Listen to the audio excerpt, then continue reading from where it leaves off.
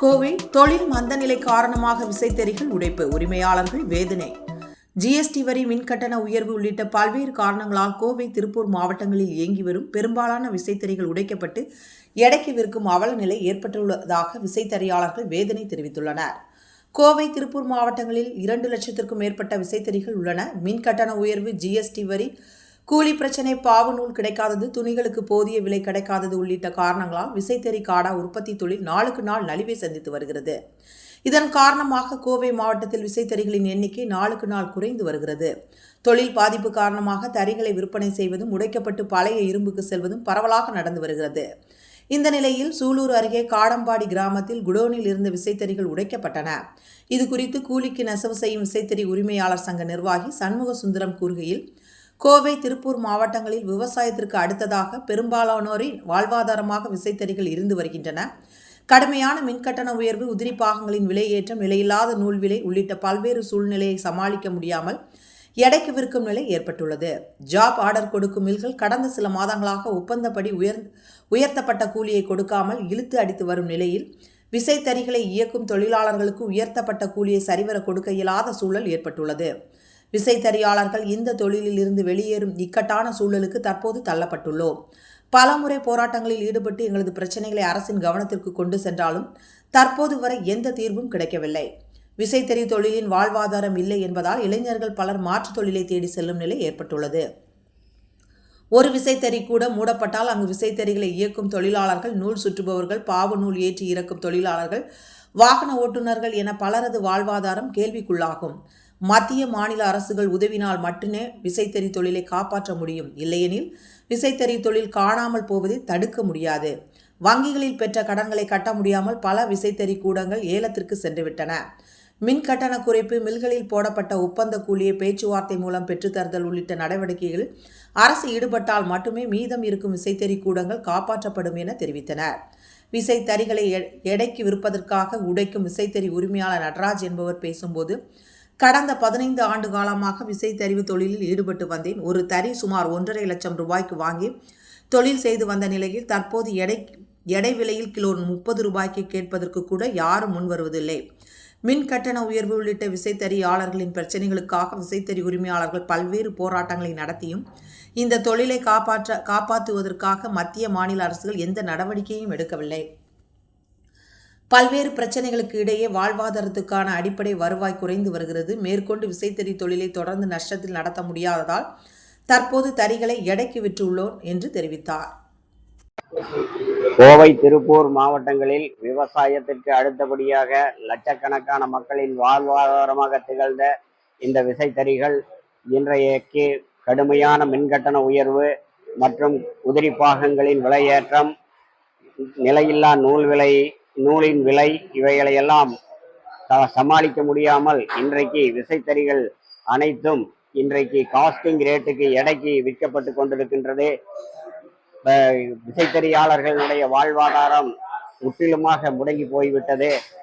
இதற்கு மாநில அரசுகள் முடிந்த அளவு மின்கட்டணத்தை குறைத்திருக்க வேண்டும். ஆனால் கடுமையாக மின்கட்டணம் உயர்ந்து போய்விட்டது. எங்களுக்கு டெக்ஸ்டைல் அதிபர்கள் முறையாக ஒப்பந்தப்படி கொடுக்கப்பட்ட கூலியை இந்த 2-3 மாதங்களில் 30 பைசாவிலிருந்து 50 பைசாவுக்கு குறைத்துவிட்ட காரணத்தினால் நாங்கள் தொழிலாளர்களுக்கு ஏற்றி கொடுத்த கூலியையும் குறைக்க முடியாமல் மிகவும் மோசமான நிலையை ஏற்பட்டிருக்கின்ற காரணத்தினால் அத்தனை விசைத்தறியாளர்களும் இந்த தொழிலை விட்டு வெளியேற வேண்டிய இக்கட்டான சூழ்நிலைக்கு தள்ளப்பட்டிருக்கின்றோம். இந்த தொழிலில் இருந்தால் இனி வாழ்வாதாரமே இல்லை என்ற ஒரு மோசமான நிலைக்கு நாங்கள் சென்றுவிட்ட காரணத்தினால் இந்த விசைத்தறிகளை எல்லாம் எடைக்கு விட்டுவிட்டு வேறு தொழிலுக்கு செல்ல வேண்டிய ஒரு மோசமான சூழ்நிலையைத்தான் இன்றைக்கு நிகழ்ந்து கொண்டிருக்கிறது என்பதை வருத்தத்தோடு பதிவு செய்கிறோம்.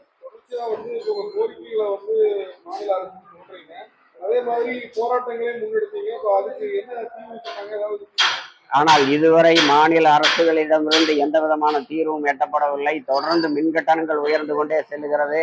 அதற்குண்டான சலுகைகள் எதுவும் விசைத்தறியாளர்களுக்கு கிடைக்கவில்லை.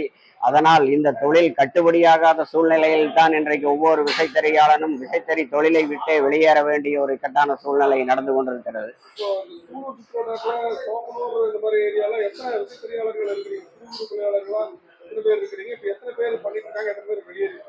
2 லட்சத்துக்கும் அதிகமான விசைத்தறிகள் கோவை திருப்பூர் மாவட்டங்களில் இயங்கிக் கொண்டிருக்கின்றது. இன்றைக்கு பார்த்தால் ஒவ்வொரு கிராமத்திலும் பாதிக்கு மேற்பட்ட விசைத்தறிகள் உடைப்பதற்காக காஸ்டிங் ரேட்டுக்கு வித்து விட்டார்கள். குடோன்களை வாடகைக்கு விடுவதற்காக பார்த்து கொண்டிருக்கின்றார்கள். இந்த தொழிலில் இனி வாழ்வாதாரமே இல்லை என்ற காரணத்தினால் இளைஞர்கள் அனைவரும் வேறு தொழிலை நோக்கி பயணிக்கிறார்கள். தொழிலாளர்கள் பாதிக்கப்படுவாங்க. இப்போ இந்த மாதிரி விசைத்தறி தொழில் வந்து வெளியேறதுனால எத்தனை தொழிலாளர்கள் பாதிக்கப்படுவாங்க? நேரடியாக லட்சக்கணக்கான தொழிலாளர்களும் மறைமுகமாக லட்சக்கணக்கான தொழிலாளர்களும் இந்த தொழிலிலே இருக்கிறார்கள். அவர்கள் அனைவருமே பாதிக்கப்படுகின்றார்கள். ஒரு குடோன் மூடப்படுகிறது என்றால் அந்த குடோனிலே விசைத்தறி ஓட்டி கொண்டிருப்பவர்கள், நூல் சுற்றுபவர்கள், மறுபடி வேன் ஓட்டுபவர்கள், பாவு நூல் இறக்குபவர்கள், இப்படி பல வகையிலும் பாதிப்புகள் நிறைய நடந்து கொண்டிருக்கின்றது.